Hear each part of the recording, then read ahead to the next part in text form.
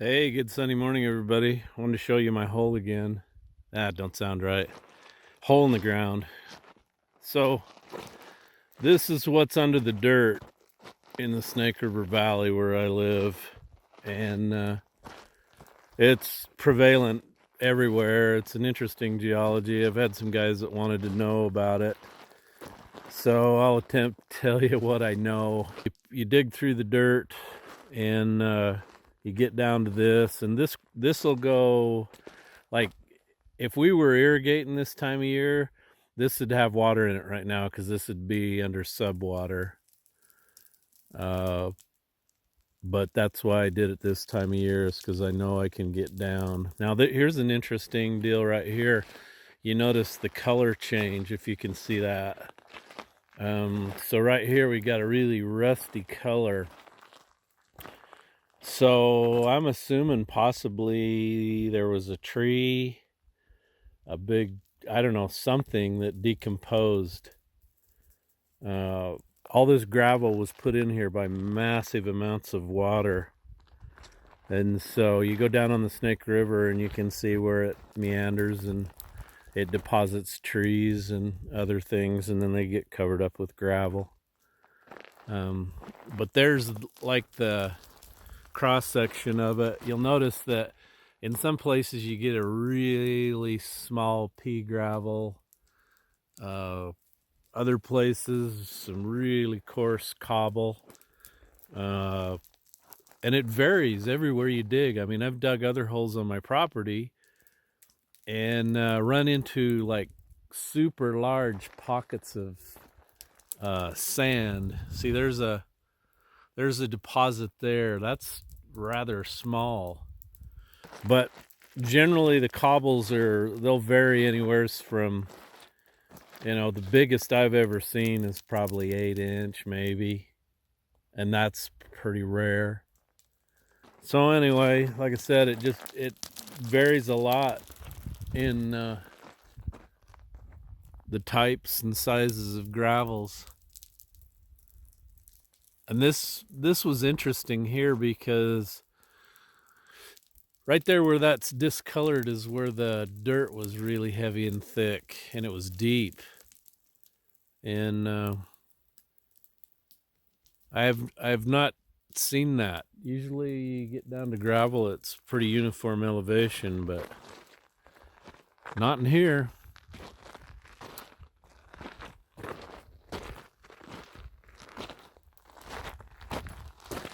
See, now here's some cool, interesting, something weird in here. Maybe, I don't know what that is.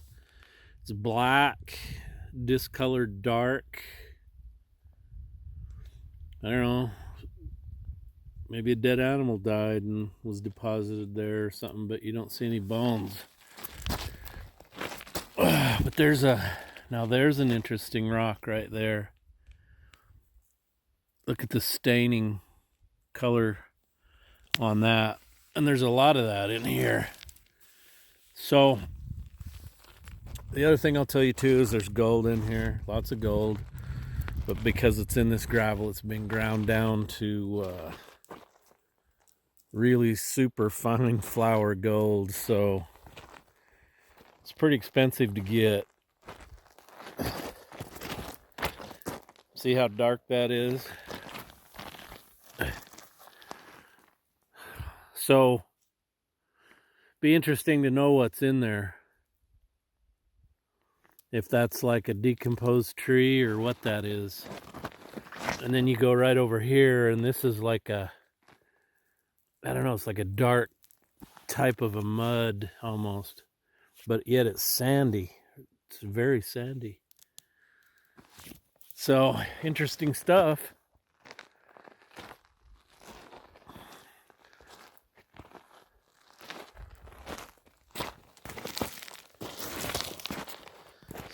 So there's a big dolly. That's an oddball.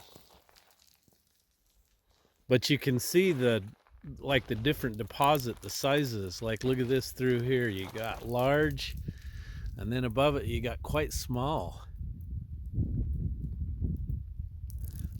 But anyway, this makes excellent material to crush and make like a 3/4 minus crushed. We don't call it ABC. We call it by the dimensional size here.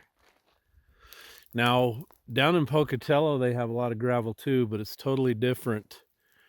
Their gravel is like 24-inch minus, and it's so big they can't use it for road base because you're going to have so many voids in it. Too hard to handle. So what they do is they crush it down to a 2-inch minus, and they use that for their sub base. So there it is in a nutshell. So I wanted to show you, this is Pocatello. And these are the size of the rocks they have all over. They're floaters, they're just boulders all over in the ground. And my understanding is the reason Pocatello has all this is because when Lake Bonneville broke loose, I don't know how many thousands of years ago, anyway, there was a huge amount of water that came through here, and that's what deposited all these boulders. And so you go out to their gravel pits, a little more west of me, and their gravel pits have a lot of this big stuff in it. And you either got to have a big jaw, or you got to have a hydraulic hammer and break them up, then run them through the jaw. So anyway, I'm 25 miles south of where I live, and that's how much difference it makes in the aggregate. Idaho Falls doesn't have this. They just have the occasional stray lava rock. It just goes up and down. The gravel down here doesn't look at all like the stuff that's in my yard at all. Totally different stuff. But as soon as you go, even 10 miles to the north, it starts to change back to what I have. And that'll go probably as far as Ashton before you go up the hills into the mountains. You go south and west down towards Twin Falls, they really don't have much gravel at all. But it's really interesting geology. So, time to go out and do something today. Holy balls! What the heck? Looks like I'm gonna be going and getting the grader going.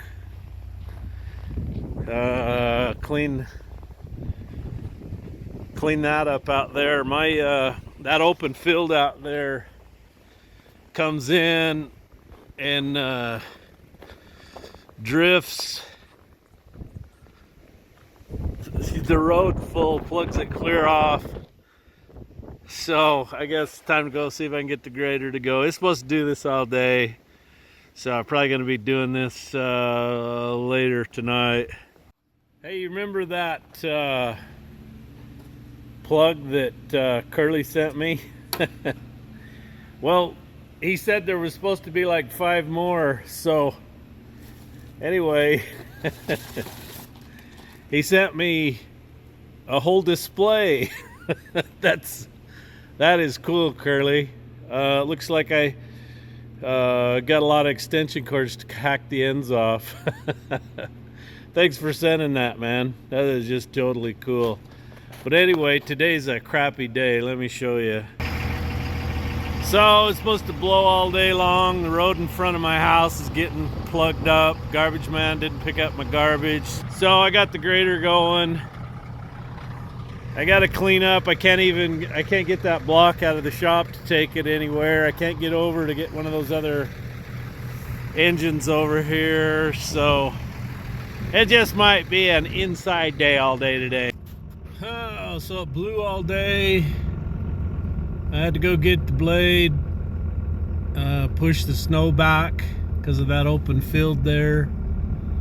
I think the county came by 4 or 5 times with a plow truck. They never did come by with a grader, but that's because Jeff Anderson cleans it. So what do they need to come by for? Anyway, she's a snowing again. So it looks like winter's finally here. Maybe I can go dig the sled out. Oh, I had to clean the Jpaydirt cat mailbox out because I had some packages. I had one going to Western Australia, which is awesome, and a bunch of others, calendars and stuff going out. So time to go in and work on a video. Hey everybody, hope you enjoyed the video. Got a lot more cool footage of the cat. I want to mention some of my awesome subscribers, and I got a lot of them. Thank you for sending in your name. Want to start out with one of my homies From Rathdrum, Idaho, Steve Montoya. Thank you, Steve, for watching me. Jackie and Ron Hisori from Crescent City, California. Hey, isn't the Crescent kind of like the communist thing? They'll understand.